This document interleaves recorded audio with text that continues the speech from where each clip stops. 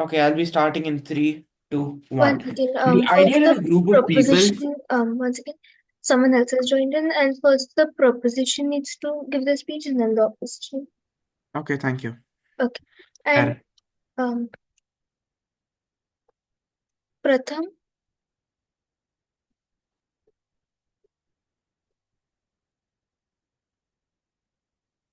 Hello.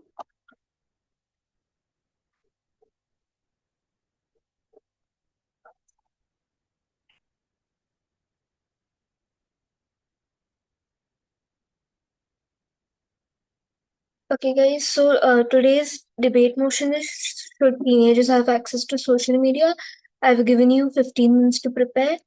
Starting with proposition, you guys will deliver your speeches, which will be of 2 minutes. I'm going to time you.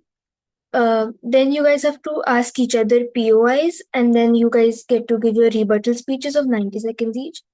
Pratham, you've joined in late, so they have already gotten time to make their speeches. So, would you like to ask the POIs to them? Um, Pranad is doing proposition, and Srikar is doing opposition.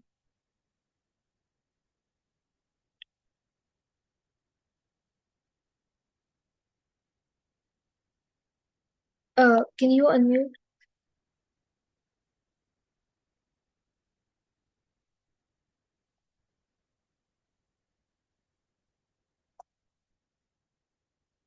Okay, Pranad, you can start with your speech. Okay, I would begin on my cell count of three, two, one. In today's digital age, the question of whether teenagers should have access to social media is more relevant than ever. Let's cut to the chase.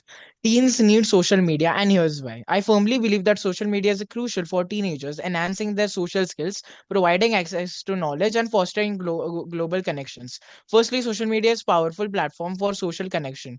It allows teens to stay in touch with friends, join group conversations, and feel less isolated. According to Reach Out Parents, using social media can help teens develop better social skills and bond with their friends more effectively. Moreover, social media is a treasured trove of knowledge. Platforms like LinkedIn and educational sites provide teens with access to thought leaders, industry experts, and educational content.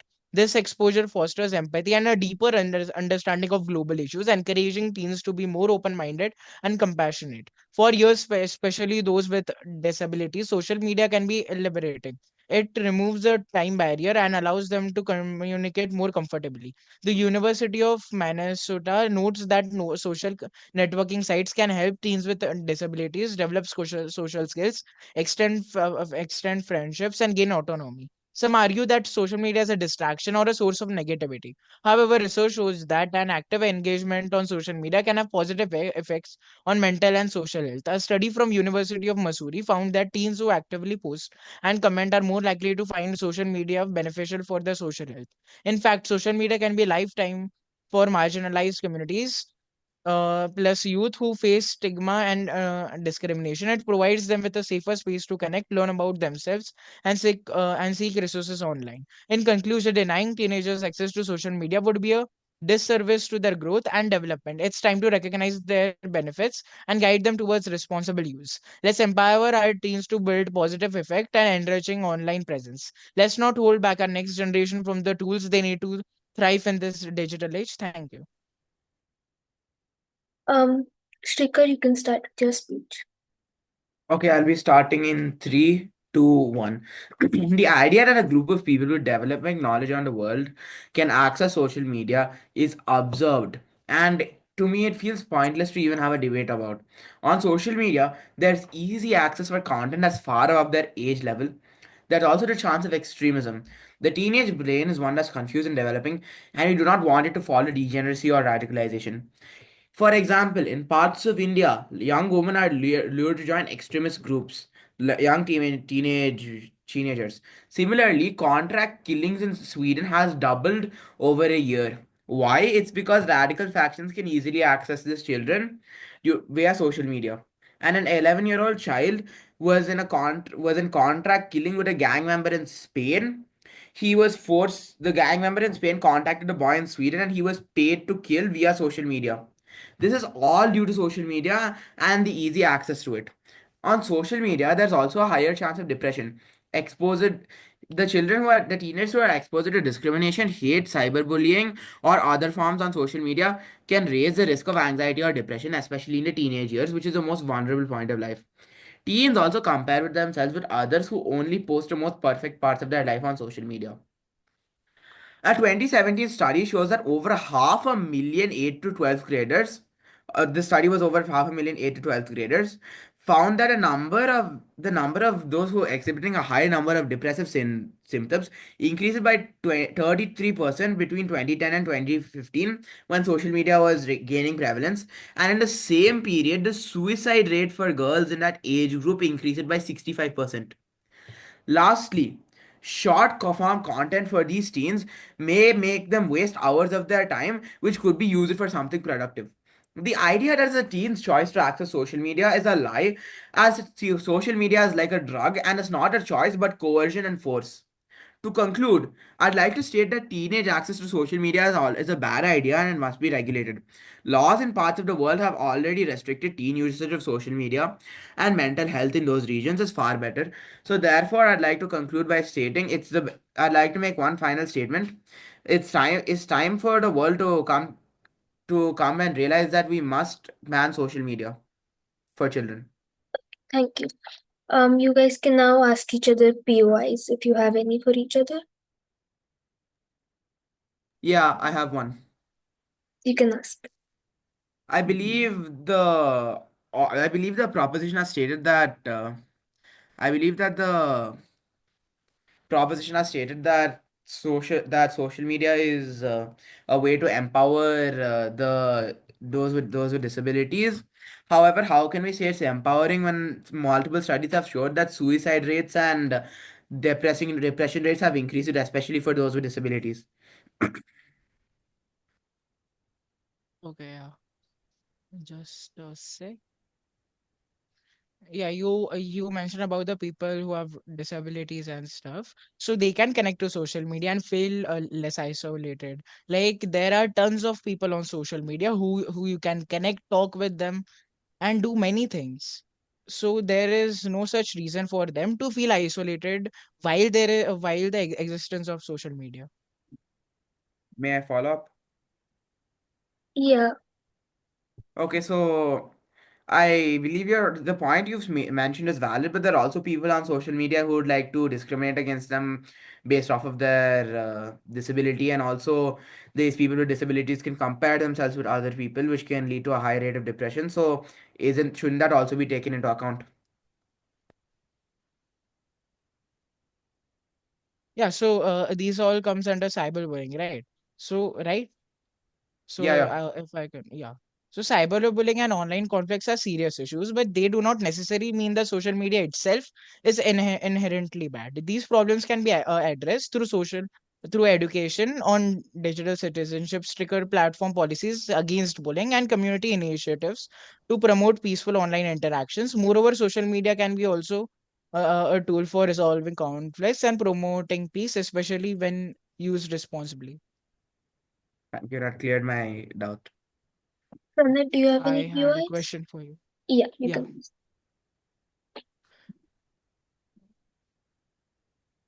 Yeah, okay. If addiction is a concern, don't you think setting boundaries and monitoring users that rather than a complete ban would be more practical and effective in managing teen social media use as suggested by various studies and guides? While it is practical and while it is practical, I'd like to bring this comparison. Uh, there would you say that setting boundaries for teenagers drinking alcohol, or setting boundaries, would you say that's a good solution instead of banning alcohol for those under 21? Just asking that question.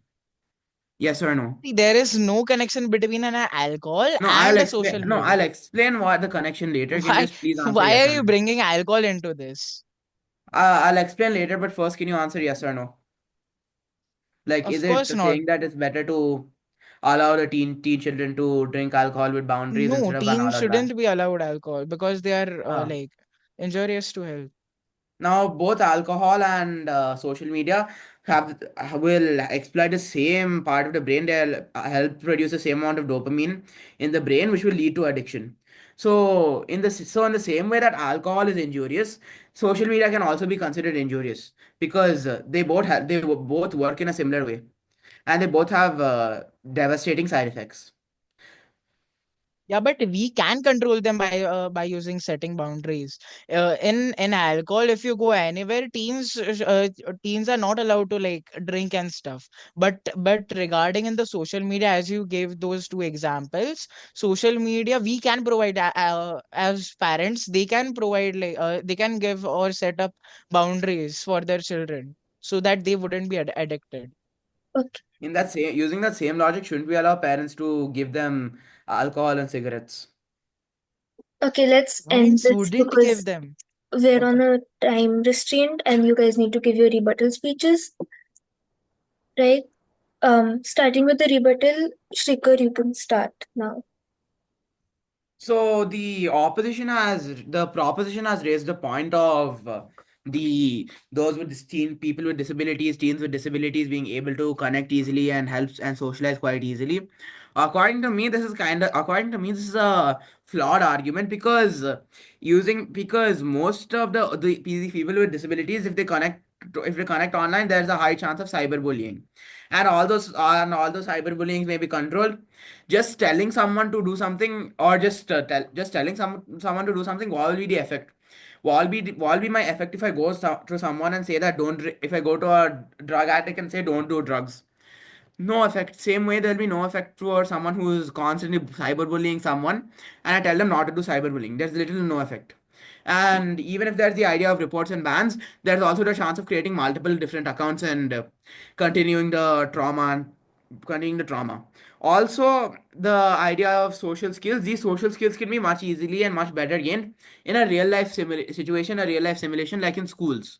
In schools, it's quite easier to gain social skills, which is why in most countries social media is not allowed. In fact, social media has been distorting these social skills. Social, it's because what sort of social skills is there by just looking down at your phone and laughing? Like, what's the point of what sort of social skill is this? Is this a social skill? So those are all my points. That's my Your, rebuttal speech. yeah, your time is up. Pranav, you can start now. Yeah, okay.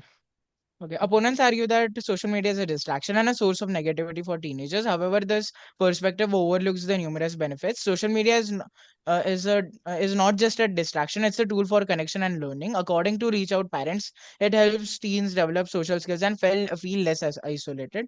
While some claim that it's a source of negativity, active engagement on social media can have positive effects on mental and social health. A University of Missouri study that found teens who actively post and comment are more likely to find social media beneficial. Denying teens access to social media would deprive them from valuable social and educational opportunities. Let's guide them towards responsible use, not restrict their access. Thank you. And secondly, so you mentioned about social skills by like looking at your phone and laughing and stuff. So why are you connecting with us like debating on social media while you yourself are using social media as a teen? So so if you don't support social media, why are you using it then? Right? That's it. Okay.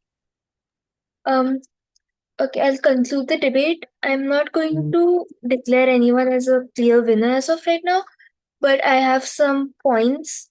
When you're speaking, uh, just make sure you stick to the topic and don't drift off into things like alcohol. Like you can give the example once, but don't keep talking about that. Stick to your topic. It makes your argument stronger.